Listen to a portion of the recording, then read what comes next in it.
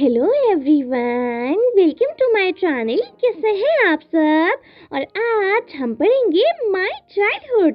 ये doctor APJ Abdul Kalam की biography wings of fire में से एक छोटा सा हिस्सा है, जिसमें डॉक्टर एपीजे अब्दुल कलाम ने अपने बचपन के बारे में बताया है। तो कहानी शुरू करते हैं। डॉक्टर एपीजे अब्दुल कलाम कहते हैं कि उनका जन्म रामेश्वरम के एक मिडिल क्लास मुस्लिम तमिल फैमिली में हुआ। उनके पिता जैनुल आबदीन बड़े सिंपल आदमी थे। ना तो वो ज्यादा पढ़े लिखे थे और ना ही वो अमीर थे।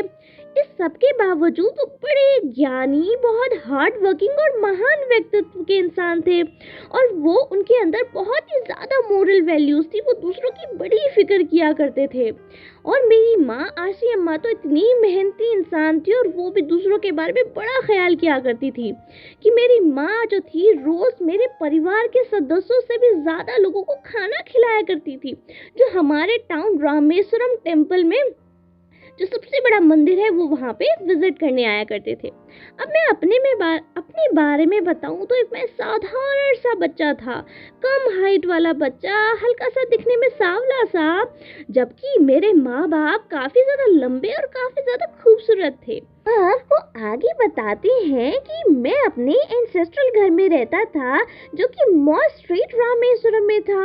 और ये घर काफी पुराना था, 19th सेंचुरी का। वो कहते हैं कि खैर गरीबी तो थी, पर मेरे पिता ने हमारी सारी जरूरतों को पूरा किया, जैसे खाना, कपड़े और मेडिसिन। वो कहते हैं कि जब मैं 8 साल का हुआ तो वर्ल्ड वॉर 2 शुरू हो गया। तभी अचानक से मार्केट में इमली के बीजों की मांग बहुत ज्यादा बढ़ गई। अब मैं दिन भर इमली के बीजों को जमा करके दुकानों में बेचा करता था, और जिसे मुझे दिन भर में एक आना तक मिल जाया करता था। इस तरह से मेरी पहली कमाई मुझे मिली, जो मैं बहुत खुश था। अब हमारे शहर पर वर्ल्ड वॉर 2 का कोई प्रभाव, कुछ ज्यादा असर तो नहीं पड़ा, लेकिन फिर चीजें खराब होने लग गई जब इंडिया को वर्ल्ड वॉर में हिस्सा लेना पड़ा और एलीट फोर्सेस को ज्वाइन करना पड़ा।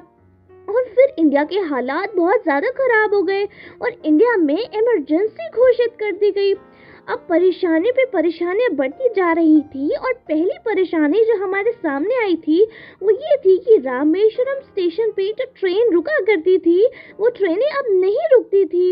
इसलिए जो न्यूज़पेपर जो थे वो चलती ट्रेन से ही फेंक दिए जाते थे। अब जो मेरा कजिन शमसुद्दीन था, वो रामेश्वरम में न्यूज़पेपर बेचने का काम करता था। अब ये उसका काम काफी ज्यादा मुश्किल हो गया, क्योंकि ट्रेन से फेंके हुए न्यूज़पेपर को इकट्ठा करने के लिए उसे किसी इंसान की जरूरत थी। अब इस तरह से शमसुद्दीन ने मुझे ये काम करने के लिए बोला और मैं तैयार हो गया। तो इस तरह से शमसुद्दीन की वजह से मुझे मेरी अच्छी बड़ी कमाई मुझे मिलना शुरू हुई। तो आज 50 साल बाद भी मुझे बहुत फक्र और खुशी महसूस होती है, जब मुझे मेरी पहली इतनी बड़ी तनख्वाह मिली थी, जो मैंने खुद इतनी मेहनत से कमाई थी। आप वो कहते हैं कि मेरा मानना है कि हर बच्चा अपने आसपास के माहौल से सीखता है, और उस माहौल का असर उसकी परवरिश पे बहुत ज्यादा पड़ता है। वो कहते हैं मैंने अपने पिता से ईमानदारी और सेल्फ डिसिप्लिन सीखा, और अपनी माँ से गुडनेस यानी अच्छाई और काइंडनेस सीखी, जो मेरे 3 भाई बहनों में भी है। मेरे 3 क्लोज फ्रेंड्स थे, रामानंद शास्त्री, अरविंदन और शिवा प्रकाशन। ये तीनों लड़के ऑर्थोडॉक्स हिंदू ब्राह्मण फैमिली से थे। खैर बचपन में हमें आपस में कोई भेदभाव नहीं लगा, जबकि हमारे रिलीजन और परवरिश अलग थी। यहाँ तक कि रामानंद शास्त्री तो रामेश्वरम टेम्पल के सबसे बड़े पुजारी का बेटा था, और बाद में वो भी रामेश्वरम टेम्पल का पुजारी बना। फिर भी हमारे बीच कभी कोई भेदभाव नहीं आया। अब जो दूसरा फ्रेंड अरविंदन था, वो रामेश्वरम टेम्पल आए लोगों के लिए ट्रांसपोर्ट अरेंज करने का काम करता था, और तीसरा फ्रेंड शिवा प्रकाशन साउथ रेलवेज में काम, जो उसको केटरिंग कॉन्ट्रैक्ट का काम मिल गया था। तो इस तरह से मेरे तीनों फ्रेंड्स अलग अलग फील्ड्स में चले गए थे। अब वो कहते हैं कि जब हर साल श्री सीता राम कल्याणम मनाया जाता था, जिसमें भगवान राम की मूर्ति को बोट्स के जरिए एक तालाब के बीचों बीच ले जाया जाता था, जहां उनकी शादी सीता से होती थी, तो बोट्स का इंतजाम हमारी फैमिली हर साल किया करती थी।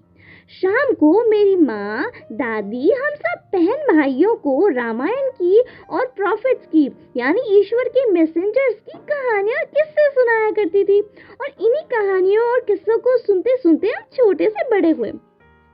एक बार की बात है, जब मैं क्लास 5 में पढ़ता था तो एक नया टीचर हमारी क्लास में आया।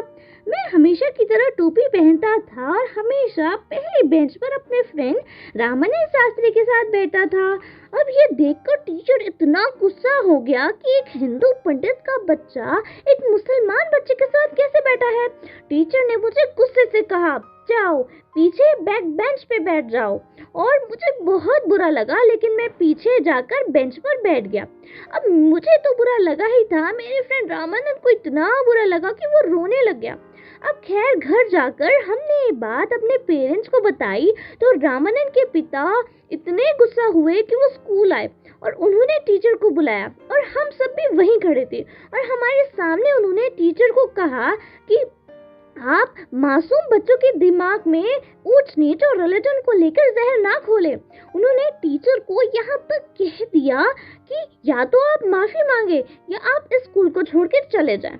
अब टीचर ने माफी मांगी और अपने इस बर्ताव पर वो काफी शर्मिंदा भी हुए। अब ऐसा ही एक और किस्सा एपीजे अब्दुल कलाम अपने बचपन का सुनाते हैं कि एक बार क्या हुआ, उनके जो साइंस टीचर थे शिवा सुब्रमण्य अय्यर, जो एक ऑर्थोडॉक्स ब्राह्मण फैमिली से थे और वो हिंदू थे, उन्होंने एपीजे अब्दुल कलाम को अपने घर खाने पे बुलाया, और जो उनकी वाइफ थी वो बहुत ज़्यादा कंजर्वेटिव थी।